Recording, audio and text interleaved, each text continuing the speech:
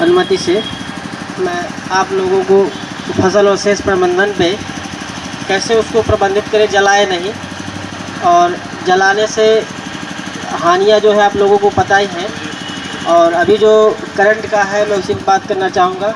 हमारे एफपीओ के जितने भी डायरेक्टर और एफपीओ बंधु जो भी लोग आए हैं, इनको आज शायद पता होगा, आज एफपीओ इन सीटू के जो यंत्र हैं, जो खास करके फसल अवशेष प्रबंधन जिससे हमारे किए जाते हैं खेत में ही, आज उसका 12 बजे से टोकन भी कटेगा। क्या आप लोगों को जानकारी है? नहीं। कितने लोगों को जानकारी नहीं है?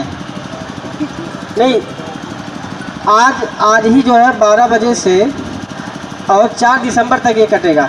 इसमें आपका फसल अवशेष प्रबंधन करने के लिए जो हमारे 14 प्रकार के यंत्र हैं, उनका टोकन 20 तारीख यानी कि आज 12 बजे से लेके 4 दिसंबर तक यानी कि 4/12/2023 तक कटेगा। जिसमें आपके super seeder, rotavator, happy seeder, seed drill है, श्रम मास्टर है, मल्चर है, रोटी स्लेसर है, बेलर है।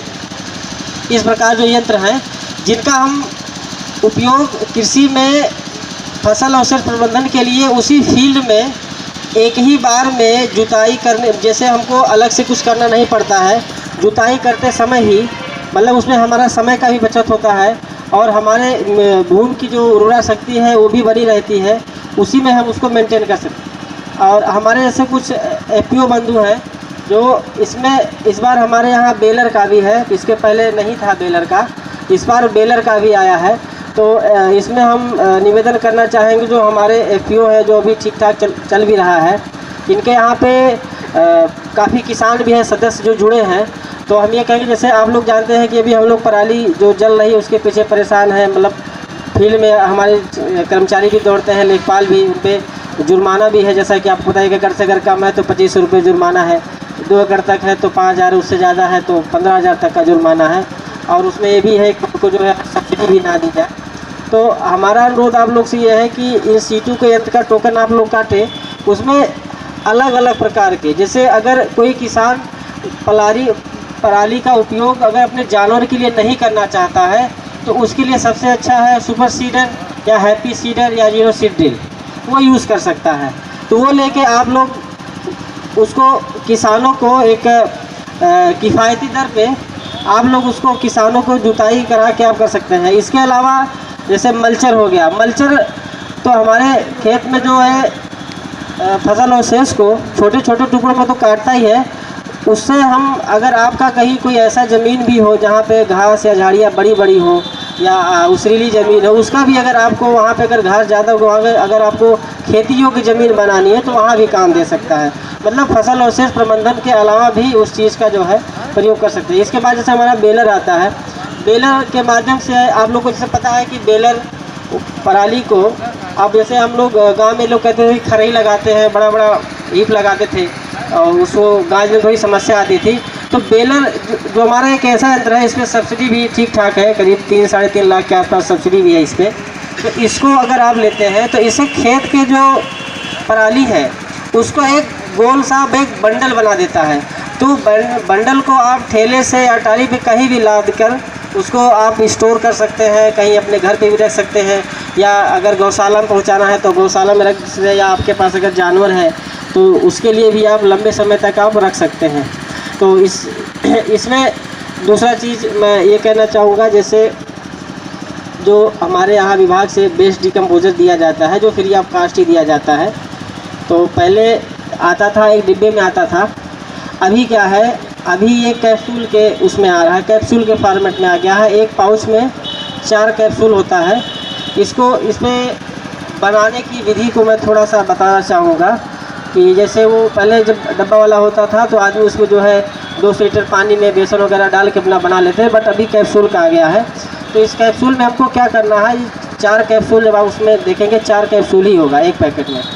और पहले हमको इसको मास्टर कल्चर के रूप में तैयार किया जाता है। 5 लीटर हम पानी लेंगे और उसमें हम 150 ग्राम गुड़ लेंगे छोटे स्तर पर।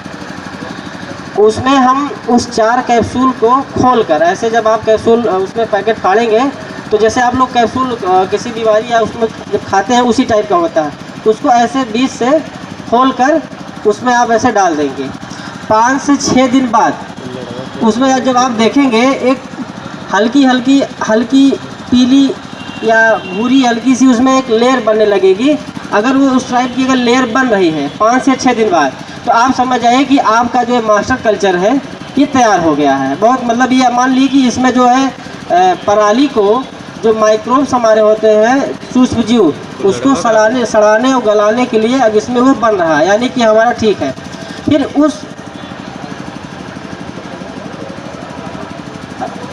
अभी आप लोग को उसका हम लोग दिखाएंगे बेस्ट डिकम्पोजर, अभी हमारे पास है भी। फिर उसको आप जो है 1 सप्ताह के लिए 200 लीटर पानी में उस 5 लीटर और 150 ग्राम का जो आपने गुड़ मिलाया है, और इसमें आप लोगों को पता है अगर कल्चर, उसमें कुछ अनुभवी किसान भी है, अगर कल्चर बहुत अच्छे से तैयार करना है तो उसमें क्या करते हैं कि आधा किलो या 1 किलो या 1 पाव जैसी उसकी मात्रा है उसमें बेसन डाल देते हैं। बेसन डालने से क्या होता है, जो हमारे सूक्ष्म जीव होते हैं वो बहुत ही जल्दी उसमें ग्रो हो जाते हैं, और वो उनके लिए फूड का काम करता है। तो उसमें अगर हमको फास्ट उनको ग्रो कराना है तो उसमें हम 1 पाव या आधा किलो जो है बेसन डाल दें तो उसमें जल्दी ग्रो हो जाते हैं।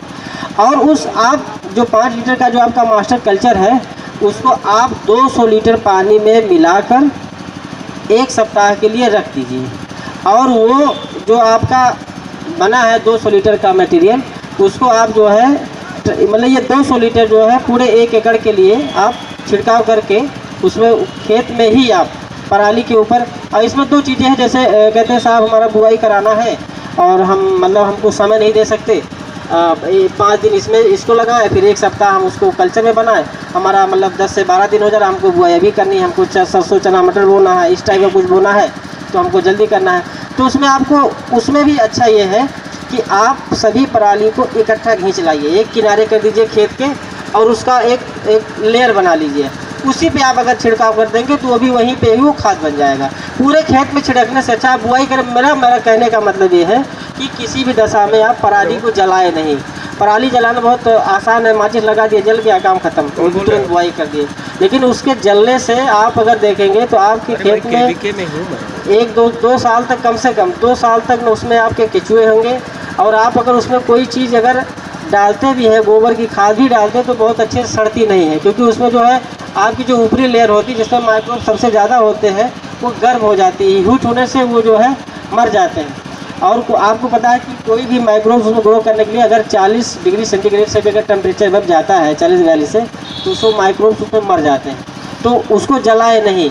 अगर खेत में नहीं छिड़कना है, अगर 10 दिन 15 दिन का समय नहीं है बुआई के लिए, तो हम सारी पराली खेत की इकट्ठा ले आए, उस पर हम स्प्रे करके उसका हम खाद बना सकते हैं। फिर उसके बाद जब अगला हमारा सीज़न आए उसमें हम उसको बिखेर के अपना हम खाद बना के अपना आराम से यूज़ करें। बहुत बहुत धन्यवाद, मुझे इसी पे कहना था। और